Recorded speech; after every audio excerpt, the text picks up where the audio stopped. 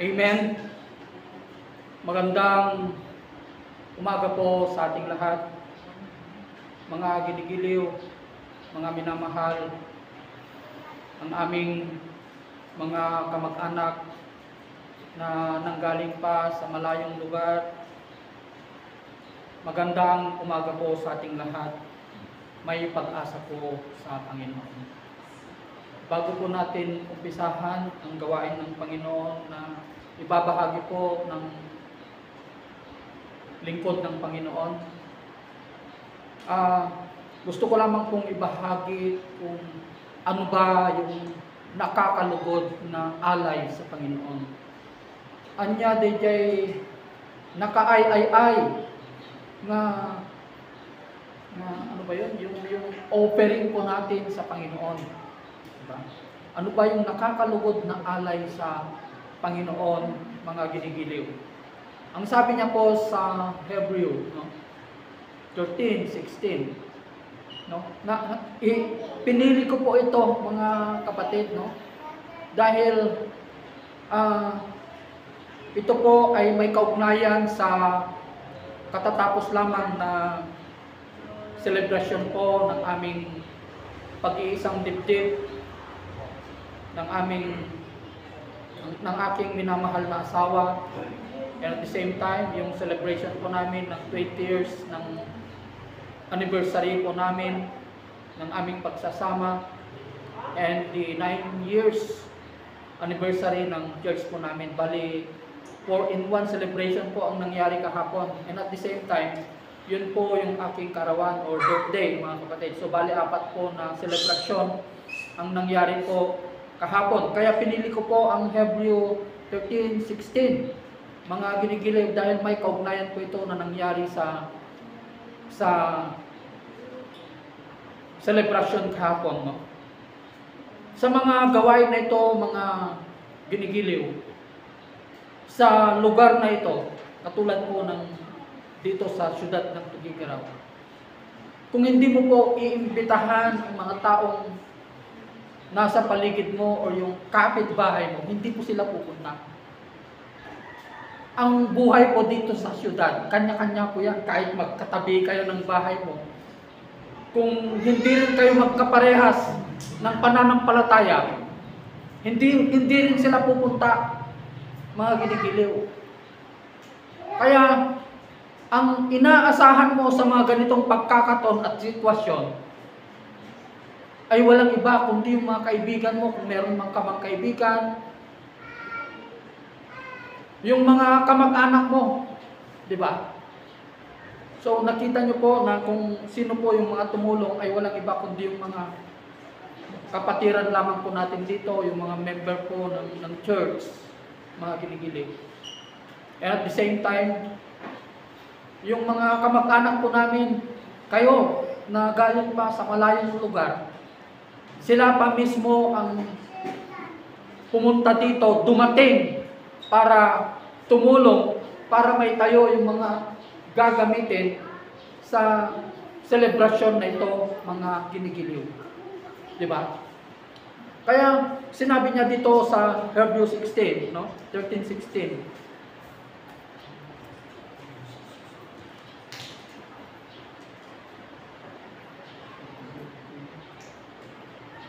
At huwag nating kaligtaan ang paggawa ng mabuti. Sabi niya po dito, mga ginigiliw. Huwag nating kaligtaan ang paggawa ng mabuti. Hindi yung mabuti na galing sa mundo. Kapag sinabi po nating mabuti, mga kapatid, iisa lang ang mabuti. There is only one good. It's only Jesus Christ. Iisa lang po ang mabuti. Kung babasahin po natin ang salita ng Panginoon, katulad po ng tanong ng isang Pariseo, mga kapatid. Mabuting guro, sabi niya, ang sagot ng ating Panginoon Jesucristo sa kanya. Iisa lang ang mabuti. Ang Diyos lang, sabi niya po, mga kapatid. Kasi ang nakikita kasi ng taong ito sa ating Panginoong Jesucristo, yung pagiging tao niya, hindi niya tinignan yung the divinity of Christ, yung pagka-Diyos ng Diyos. Kaya yun ang sinabi ng ating Panginoong Jesucristo sa isang nag-aral ng pagka-Diyos ng Diyos, na iisa lang ang mabuti, it's only the Lord, it's only God, sabi niya.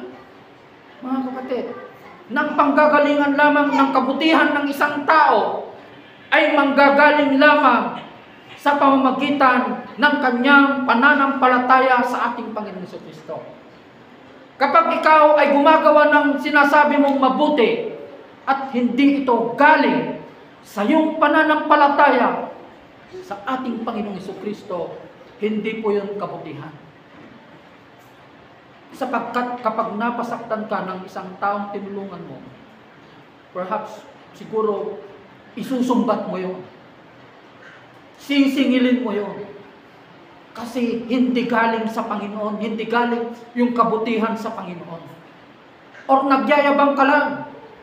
Gusto mo lang magyabang, kaya tumutulong ka, may plano ka sa pagkandidato, sa politiko. Yun ang pag gumagawa ka ng mabuti na hindi galing sa pananampalataya ang pagtulong mo. Kaya sabi niya dito, huwag nating kaligtaan ang paggawa ng mabuti at pagtulong sa kapwa. Praise God. Dahil yung mga kamag-anak namin, yung mga kasamahan po namin sa iglesia ito, ay nagkaisa para tulungan po kami. Hindi po nangyari ang mga ito kung wala po kayo. Maraming salamat sa mga kamag-anak namin at sa mga kapatiran namin na tumulong po upang mangyari po yung gawain na ito ng Panginoon, mga ginigilig. Kaya sabi niya dito, sapagkat iyan ang alay na kinalulugdan ng Diyos.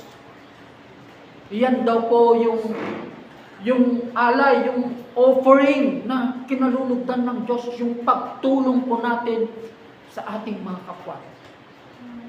Dahil, praise God, maaasahan talaga yung mga kamag-anak natin. Pero hindi lahat ng kamag-anak maasahan. Sa amin, napansin niyo po, no? Konti lang yung mga kamag-anak ko na pumunta. No? Alam niyo kasi sa Pilipinas, bawal umangat, bawal yumaman. Magagalit ang kamag-anak mo. Di ba? Hinihila ka nila. Pag nakikita nila na yumayaman ka, gumaganda yung buhay mo, hinihila ka nila, sinisiraan ka nila. Naiinggit sila sa'yo. Alam niyo ang ibig sabihin ng inggit? Sa salita ng Panginoon,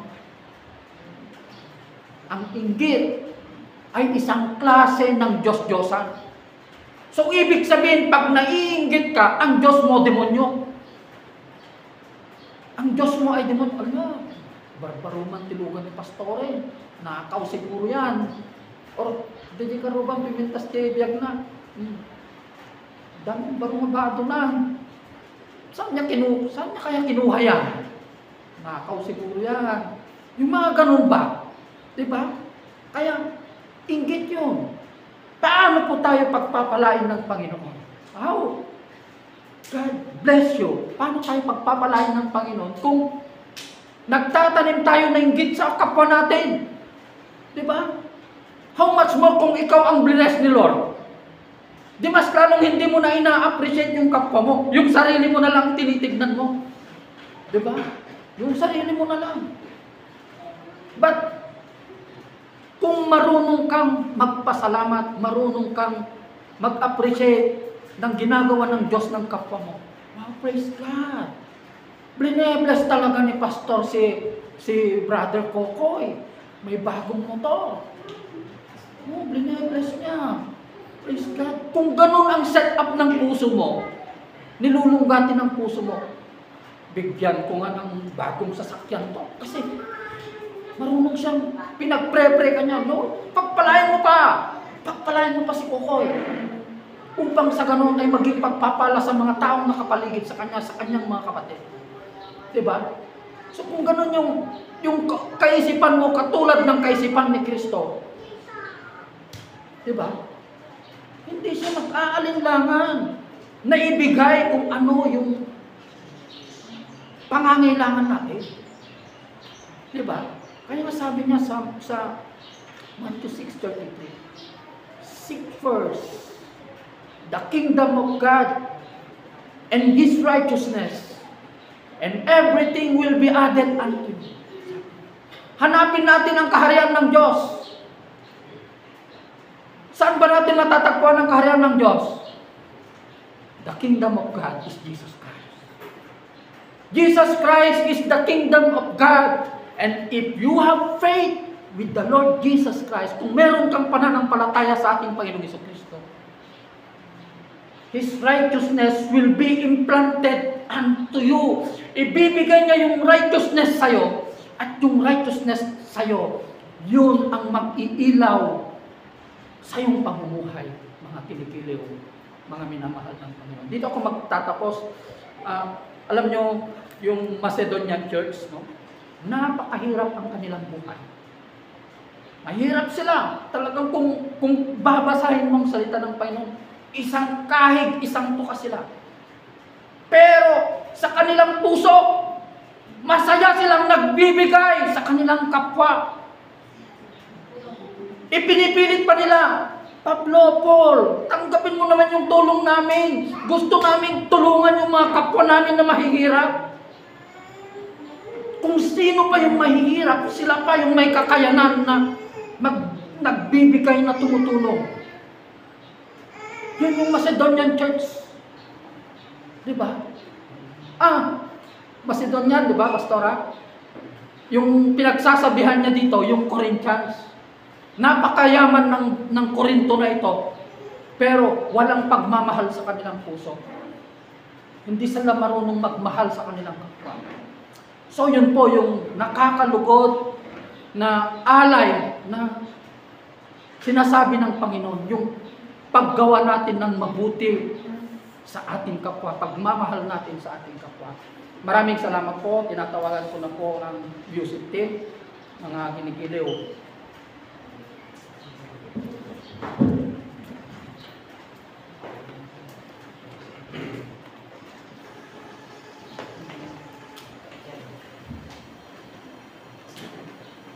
Ayaw ba yan?